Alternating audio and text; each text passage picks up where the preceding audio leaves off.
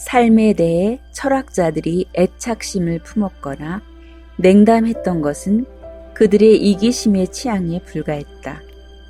따라서 용어에 대한 취향이나 색깔들의 선택과 마찬가지로 그것은 더 이상 논란이 되어서는 안 된다. 우리의 기질은 운명이 우리에게 초래하는 모든 것에 그 가치를 부여한다.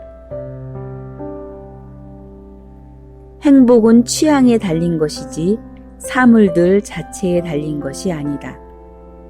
우리가 행복한 것은 자기가 좋아하는 것을 가지고 있기 때문이지 다른 사람들이 마음에 드는 것을 가지고 있기 때문은 아니다.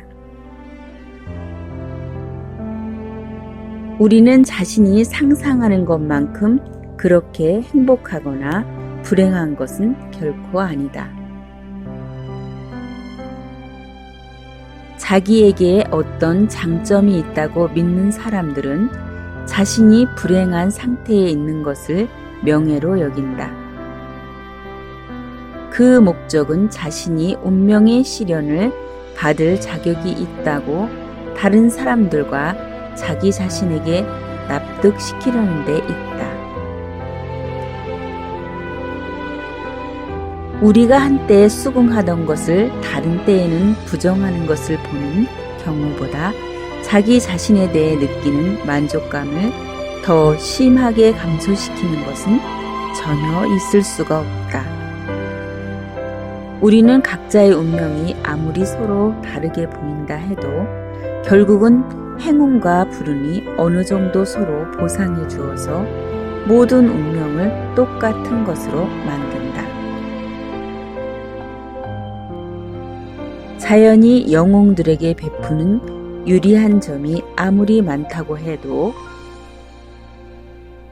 자연이 홀로 영웅을 만드는 것이 아니라 운명이 자연과 함께 영웅을 만든다.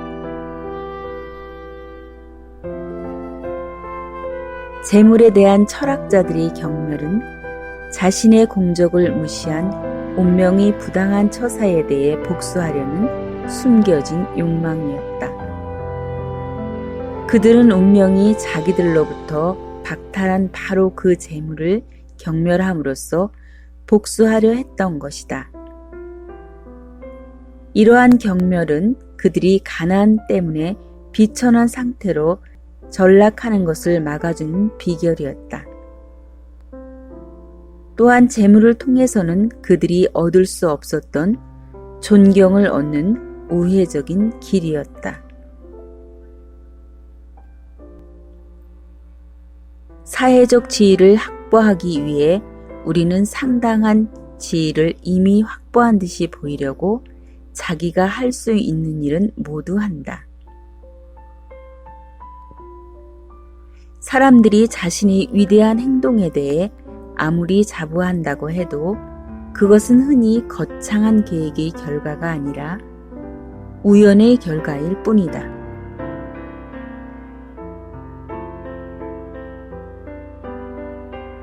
우리 행동들은 행운의 별 또는 불운의 별을 가지고 있는 듯하다. 그래서 우리 행동에 대한 사람들의 칭찬이나 비난의 대부분은 이러한 별들이 덕분에 달려 있다.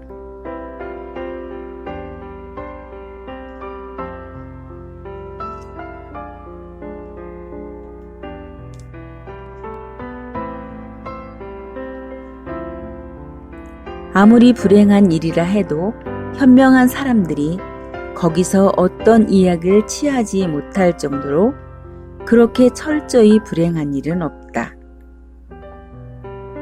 또한 아무리 다행한 일이라 해도 어리석은 사람들이 거기서 자신의 손해를 초래할 수 없을 정도로 그렇게 완벽하게 다행한 일은 없다. 운명은 모든 것을 자신이 총애하는 사람들에게 유리하도록 만든다. 사람들의 행복과 불행은 운명뿐만 아니라 그들의 기질에도 똑같이 달려있다.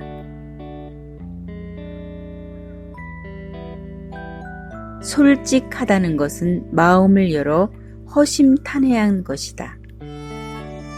솔직한 사람을 만나볼 기회는 거의 없다. 그래서 일반적으로 솔직하다고 보이는 것은 다른 사람들의 신뢰를 얻으려는 교묘한 위장에 불과하다.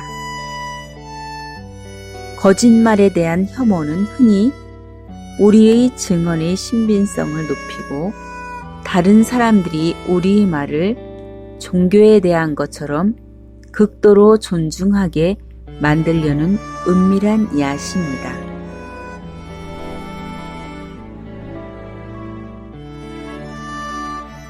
진실처럼 보이는 것이 세상에 초래하는 나쁜 결과에 비하면 진실 자체가 세상에 초래하는 좋은 결과는 그보다 훨씬 적다.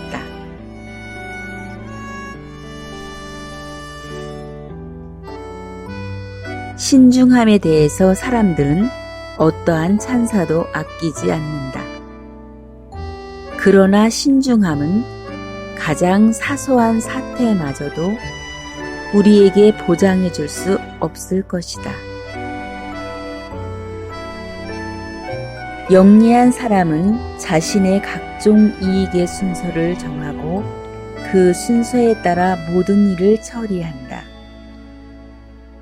탐욕은 흔히 이 순서를 교란하여 우리로 하여금 한꺼번에 많은 일에 매달리게 만든다.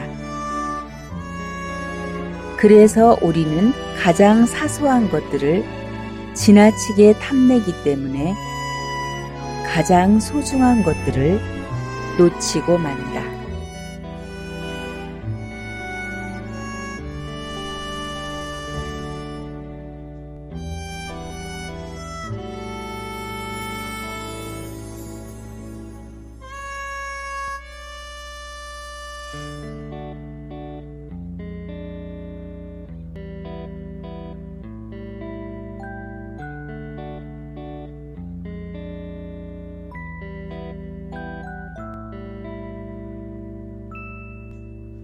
여기까지 끝.